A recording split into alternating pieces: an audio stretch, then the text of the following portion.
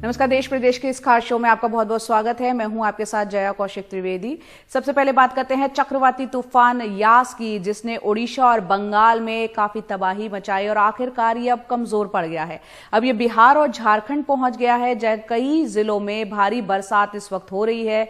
झारखंड के 10 जिलों के लिए ऑरेंज अलर्ट जारी किया गया है।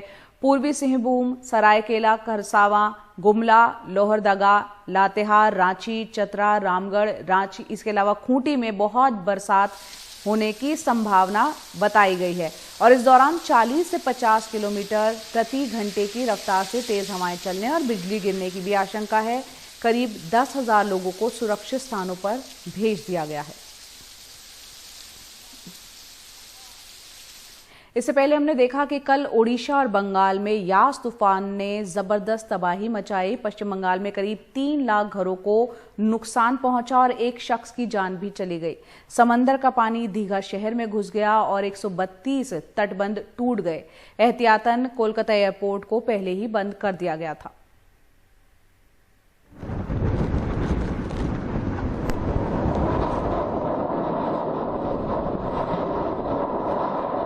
शुक्र है कि ना तो ये 1999 के चक्रवात तूफान जैसा था, ना ही इसमें पिछली मई की अम्फन जैसी शिद्दत थी। पर ऐसा नहीं कि यास ने तबाही नहीं मचाई। ओडिशा और बंगाल के समुद्री इलाकों में 3 घंटे तक तेज हवाओं और बारिश की मार ने खूब तबाही मचाई। दोनों राज्यों में एक एक जान भी ली। दुर्भाग्यवशत एकजन मारा गेছেন, সেটাও অ্যাক্সিডেন্টাল डेथ। जिस आदमी की मौत हुई वो हादसे से हुई। वो मछली पकड़ने निकल गया था और डूब गया। এটা জাল ফেলতে গিয়ে মাছে শুনলাম সে ডুবে গেছে।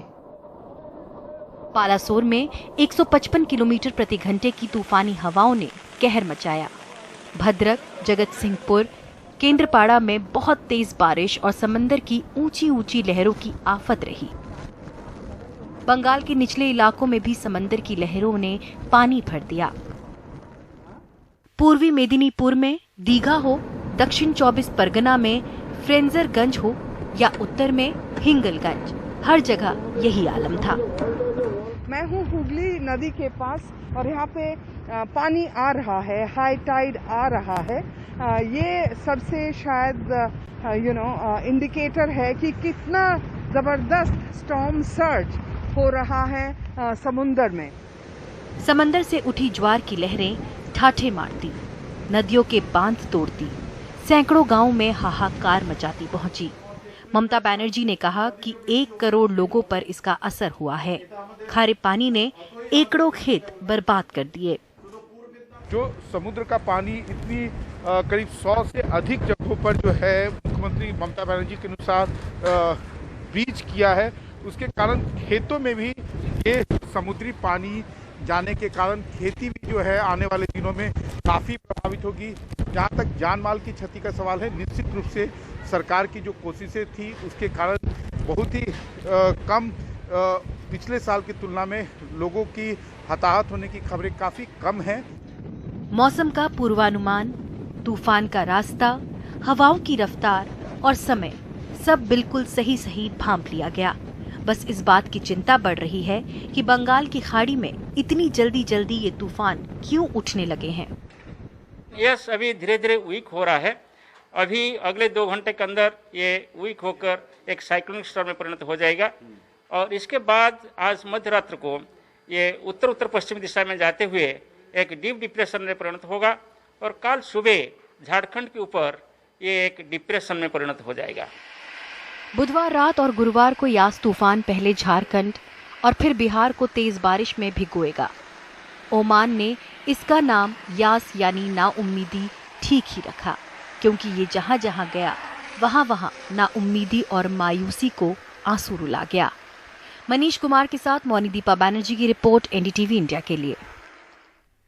कोरोना के टीकाकरण की बात करें, यूपी के कई इलाके हैं जहां लोगों में हिचकिचाहट है टीका लेने में। वहीं यूपी के सिद्धार्थनगर से खबर है कि 20 लोगों को अलग अलग टीकों के दोनों डोज लगाने का मामला सामने आया है। उन्हें पहली डोज कोविशील्ड की दी गई और जब दूसरी डोज लेने के लिए वो पहुंचे तो कोवैक्सीन की डोज लगा दी गई। सिद्धार्थनगर के सीएमओ ने माना है कि गलती हुई है। उन्होंने कहा कि जिन्होंने ये गलती की है उनकी पहचान कर ली गई है और उनके खिलाफ कार्रवाई की जाएगी, लेकिन जिन लोगों को अलग अलग टीके लगे हैं वो काफी डरे हुए हैं। रामसूरत खुश थे कि उन्हें कोविशील्ड वैक्सीन की एक डोज लग गई है, अब दूसरी लग जाएगी तो कोरोना से महफूज हो जाएंगे, लेकिन उन्हें क्या पता था कि दूसरी डोज उनके लिए नई मुसीबत लेके आएगी। दूसरी डोज में उन्हें कोवैक्सीन लगा दी गई। तो जब आप वहाँ गए वैक्सीन लगवाने के लिए तो उन लोगों ने देखा नहीं कि आपको पहले क्या लगा था? कुछ नहीं देखा होगा, बिल्कुल कतई नहीं उन लोगों ने देखा। आशा दूसरे जगह खड़ी हुई थी और वो तो अपना बैठी हुई थी, संभाल करके बैठी हुई थी। अच्छा, आपको पता कैसे चला ये कि आपके साथ गलत हो गया? वो बाद में पता चला, जब उसका वैक्सीन खत्म हो गया तो उसने कहा कि यहाँ अब हमारे पास ये नहीं है, वैक्सीनें नहीं है, तो वहाँ से मंगाया गया वैक्सीन। तो वहाँ डॉक्टर ने बताया कि ये तो गलत हो गया, वहाँ लग गया दूसरा सुई, तब हम लोग जान पाए। रामसूरत भले अंदर से ठीक हों, लेकिन इस कांड से उनके अंदर दहशत पैदा हो गई है। पूरे वक्त उन्हें लगता रहता है कि उनके शरीर में कुछ हो रहा है। कोवैक्सीन लगा दिया, लगाना चाहिए, ये कोविशील्ड लगाना चाहिए। तो अभी तो भी अंदर वो बना हुआ शरीर के अंदर है कि कुछ न कुछ जरूर हो न जाए। सिद्धार्थनगर के सीएमओ मानते हैं कि गलती हुई है और दोषियों के खिलाफ कार्रवाई भी होगी। 20 लोगों को कोविशील्ड पहला डोज दिया गया, बाद में उनको कोवैक्सीन लगा दिया गया, तो ये चूक नहीं है सर? ये चूक तो है, क्योंकि गवर्नमेंट ऑफ इंडिया का अभी कोई मिनिस्ट्री ऑफ हेल्थ की कोई ऐसी गाइडलाइन नहीं है कि कॉकटेल लगे, जिसको जो पहला डोज लगना उसी को दूसरा डोज लगना। ये चूक तो है, जिसके लिए हमने इंक्वायरी ऑर्डर की थी और हमारे चिकित्सक, वरिष्ठ चिकित्सक लोग जाकर उनको इंक्वायरी की, उन्होंने अपनी रिपोर्ट दे दी है। इसके पहले अप्रैल में शामली में 2 महिलाओं ने टीका लगवाने के बाद जब एएनएम से आधार नंबर नोट करने कहा तो एएनएम ने बताया कि कुत्ता काटने के टीके में आधार नंबर नोट नहीं होता। तब उन महिलाओं को पता चला कि उन्हें कोरोना वैक्सीन के बजाय एंटी रैबीज इंजेक्शन लगा दिया है। कोरोना वाला टीका लगवाने के लिए गई थी, उन्होंने मेरे कुत्ते का टीका लगा दिया और मुझे चक्कर से आने लगे, वहाँ दिक्कत बन गई। मैंने करने की आधार कार्ड जमा हो, करने के आधार कार्ड की पर्ची की कोई ज़रूरत नहीं। तो आपको कैसे पता लगा कि कोरोना का नहीं है, कुत्ता काटना? फिर मैंने जब आधार कार्ड नहीं लिया करने के तो कुत्ता काटेगा। कानपुर के एक पीएचसी में तो एक महिला को एएनएम ने 2 बार टीका लगा दिया। महिला ने जब उससे पूछा कि क्या आप दोनों डोज एक साथ लगने लगी है, तो एएनएम ने कहा कि अच्छा, इसके पहले भी तुम ही यहाँ बैठी हुई थी, ये तुम्हारी गलती है, तुम यहाँ क्यों बैठी थी। इस तरह के वाकये एक बहुत गंभीर मामले में बहुत बड़ी लापरवाही है, जिसे दूर करने की जरूरत है। सिद्धार्थनगर में सलमान आमिर और कैमरामैन राजेश गुप्ता के साथ कमाल Khan, NDTV India. Corona virus की तीसरी लहर में बच्चों के प्रभावित होने की आशंका जताई जा रही है। ऐसे में मध्य प्रदेश भी अपने आप को तैयार कर रहा है। इसके लिए बड़े स्तर पर योजना भी तैयार की गई है। इसके तहत जल्द ही नवजात शिशुओं और बच्चों के संक्रमित होने की संभावना के मद्देनजर प्रदेश के मेडिकल कॉलेज के अस्पतालों में 360 बिस्तर के आईसीयू की व्यवस्था करना शुरू कर दिया गया है। टीका लगाना नए ओपीडी के अंदर। मध्य प्रदेश का सबसे संक्रमित शहर अब अपने बच्चों को बचाने के लिए तैयार हो रहा है। कुछ दिनों पहले खबर आई थी कि संक्रमण से उबरने के बाद 4 बच्चों ने इंदौर में दम तोड़ दिया। तैयारी के लिए भी मेडिकल कॉलेज स्तर से किए जा रहे हैं, जहां पर चाचा नेहरू अस्पताल वगैरह है। अगर कुछ ऐसा होता है तो प्लानिंग में है उनका। मध्य प्रदेश में अभी तक 53,086 बच्चे कोरोना की चपेट में आ चुके हैं। इनमें 5 साल से कम उम्र के बच्चों की संख्या 6,825 है। 1 साल तक के बच्चों की संख्या 987 है। स्वास्थ्य विभाग के मुताबिक संक्रमित बच्चों में 31,000 लड़के और लगभग 22,000 लड़कियां हैं। सागर जिले में भी 300 से ज्यादा बच्चे संक्रमित हुए, जिसमें 4 की मौत हो गई। 302 बच्चों की रिपोर्ट जो है वो पॉजिटिव पाई गई है और इसमें 15 से 20 बच्चे जो थे वो गंभीर बीमारी से भी पीड़ित थे, उनको भर्ती करना पड़ा। तो लगभग ये 20 बच्चे हमारे यहाँ एडमिट रहे हैं, जिसमें से 4 बच्चों की मृत्यु भी हुई है। इनको सर्दी खांसी नहीं होती है। ये ज़्यादातर बच्चे जो हैं पेट दर्द, दस्त या उल्टी की शिकायत के साथ आते हैं। ऐसे में निजी स्तरों पर भी प्रयास शुरू हैं। सागर के गढ़ाकोटा में चिल्ड्रन कोविड सेंटर में 10 पलंग तैयार किए गए हैं। इसमें बच्चों को कुपोषण से बचाने के लिए पोषण आहार के साथ इलाज, दवाइयों की व्यवस्था की जा रही है। साथ ही बच्चों के मनोरंजन के लिए झूला घर, खिलौने आदि की व्यवस्थाएं की गई हैं। यहाँ संक्रमित बच्चे अपनी मां के साथ रह सकेंगे। वहाँ पर विशेषज्ञ डॉक्टर की भी तैनाती करेंगे, ट्रेंड नर्सिंग स्टाफ की भी तैनाती होगी और जो बच्चे छोटे होंगे उनके परिजन उनके साथ रह सकें, इस प्रकार की व्यवस्था हम वहाँ पर कर रहे हैं। तो यह सारी व्यवस्थाएं हम लोगों ने आगामी जो तीसरी लहर है उसको देखते हुए करने का प्रयास किया है। और लेकिन हम तो भगवान से यही प्रार्थना करेंगे कि एक भी बेड हमारे कोविड सेंटर का बच्चों वाला ना भरे। चिकित्सा शिक्षा मंत्री विश्वास सारंग ने भी 13 शासकीय मेडिकल कॉलेज और उनके कोविड अस्पतालों के डॉक्टरों और अधिकारियों के साथ मिलकर बच्चों में संक्रमण की आशंका को लेकर कार्य योजना तैयार की है। पीडियाट्रिक डिपार्टमेंट के माध्यम से पीडियाट्रिक आईसीयू की अलग व्यवस्था हो, इसको भी सुनिश्चित किया गया। और केवल यही नहीं, बच्चों के इलाज में जो मैन पावर होगी, जो ह्यूमन रिसोर्स होगा, उसकी भी अलग से ट्रेनिंग हो रही है, क्योंकि बच्चों की टेस्टिंग एक अलग तरह का काम है। उनके इक्विपमेंट, उनकी दवाओं का प्रोक्योरमेंट, यदि बच्चे भर्ती होते हैं तो उनकी माता या उनके अटेंडेंट कहाँ पर रहेंगे, उसकी भी पूरी प्लानिंग हम कर रहे हैं। कोरोना की पहली लहर में लगभग 4% बच्चे संक्रमित हुए थे। दूसरी लहर में यह आंकड़ा 10% के आसपास तक जा पहुंचा है। देश में लगभग बच्चों की आबादी 30 करोड़ है और ये संक्रमित बच्चों की तादाद 14% के आसपास पहुंच गई है। इस लहर में हमने देखा है कि मरीजों को आईसीयू या ऑक्सीजन की कितनी ज़्यादा ज़रूरत है। भगवान न करे तीसरी लहर में ये नौबत बच्चों तक पहुंचे, क्योंकि देश में वैसे भी जो पीआईसीयू हैं इसकी उपलब्धता बहुत कम है। सागर से राकेश, इंदौर से समीर के साथ भोपाल से अनुराग द्वारी, एनडीटीवी इंडिया। ब्रेक के बाद आपका स्वागत है। बहुत से लोग टीका को लेकर अभी भी उनके मन में घबराहट है, हिचकिचाहट है। महाराष्ट्र की अगर बात करें तो वहां बहुत सारे समुदाय ऐसे हैं जो वैक्सीन से बच रहे हैं। पालघर के आदिवासियों को टीके से डर लग रहा है। जागरूकता की कमी और मरने की अफवाह टीके पर भारी है। देखते हैं रिपोर्ट। मुंबई से सटा पालघर जिला। मुंबई में टीका लगवाने के लिए भीड़ लगती है, लेकिन पालघर के आदिवासी इलाकों में टीका केंद्र सूने पड़े हैं। वजह है आदिवासियों में भ्रम और खौफ। मैं इस समय महाराष्ट्र में मुंबई के पास पालघर जिले में हूं और ये डहाणू तहसील में साखरे गांव है। यहाँ बताया जा रहा है कि तकरीबन 3000 जनसंख्या है इस पूरे गांव की, लेकिन बहुत ही गिनती के लोगों ने टीका लिया है। लोग टीका लगवाने बहुत कम जा रहे हैं। क्यों कम जा रहे हैं? तो वही बताया जा रहा है कि डर और खौफ है, लोगों में थोड़ा सा भ्रम है। क्यों नहीं लिए? मैंने वैक्सीन नहीं लिया। कौन ही सांगत आमचं वाली काय? मेरे पति ने कहा नहीं लेने के लिए, इसलिए अब डर लगता है। तब नहीं गेलो। मतलब डर लगता है? हाँ। नहीं लिया। आपने भी नहीं लिया? आपको भी डर लगता है? डर तो लगता है ना। वो लोग दूसरा बोलता है कि टीका लेने के बाद में लोग मर जाता है, लेकिन वो टीका तो कोरोना से बचाने के लिए, बीमारी से। हाँ। कोरोना बीमारी से बचेंगे तो जिंदा रहेंगे। अपन लोग बोलता है ऐसा कि टीका लगाने के लोग मर जाते हैं, इसके लिए। तो आप गए नहीं? मैं गया नहीं। आपने टीका लगवाया कोरोना का? नहीं। क्यों? डर लगता है। आपको किससे डर लगता है? सुई के। सुन के क्या? सुई मारते थे। अच्छा, सुई से डर लगता है। आदमी मर जाता है इसे बोल रहे थे। वनगा भी बोल रहे थे। वो इन्हें में तो हॉस्पिटल है ना, इनके सामने भी बोल रहे थे। मतलब कौन लोग बातचीत करते आपस में? हाँ। लेकिन कभी देखा किसी को टीका लगा मर गया? वो तो नहीं देखा। साखरे गांव के पंचायत सदस्य रघुनाथ मोरे का कहना है कि इसके लिए गांव में मीटिंग भी हो चुकी है, लेकिन लोग समझने को तैयार ही नहीं है।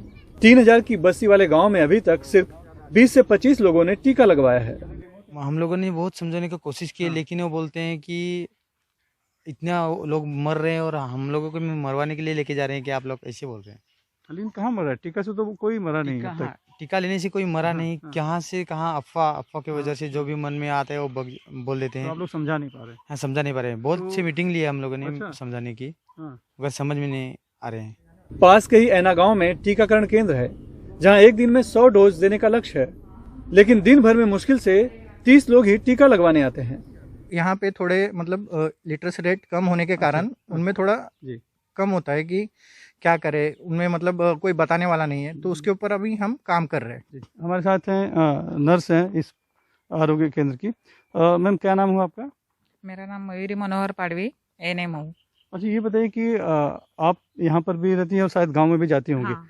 तो जब आप लोग गांव में जाते हैं ये टीका लगवाने के लिए कि आ जाइए लोगों को बुलाने या जागरूकता के लिए, तो क्या लोग आप लोग से बात करते हैं, सामने आते हैं या क्या नहीं होता है? नहीं, वो घर में रहते हैं, अच्छा। नहीं बोलते ज्यादा।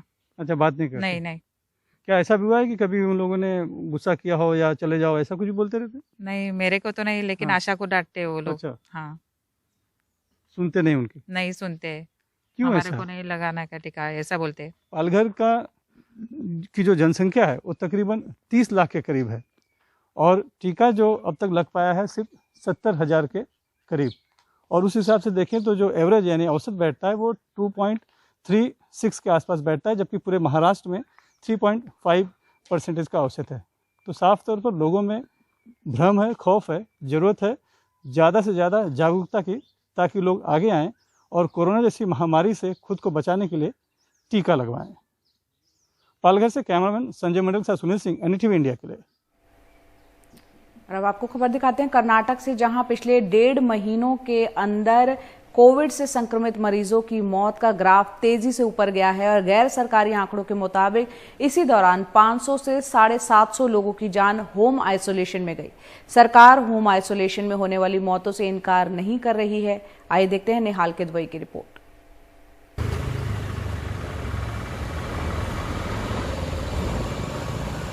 बेंगलुरु शहर के विल्सन गार्डन का गवर्नमेंट मैटरनिटी हॉस्पिटल अब इसे स्पेशलाइज्ड कोविड केयर सेंटर में बदल दिया गया है, जहां 1/3 बेड ऑक्सीजन वाले।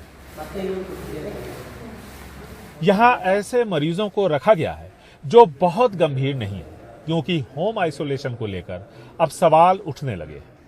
एक अनुमान के मुताबिक पिछले 1.5 महीने के दौरान जब कर्नाटक में हर रोज कोविड संक्रमण के 20 से 40 हजार केस सामने आ रहे थे, तब लगभग 750 मौतें होम आइसोलेशन के दौरान हुई।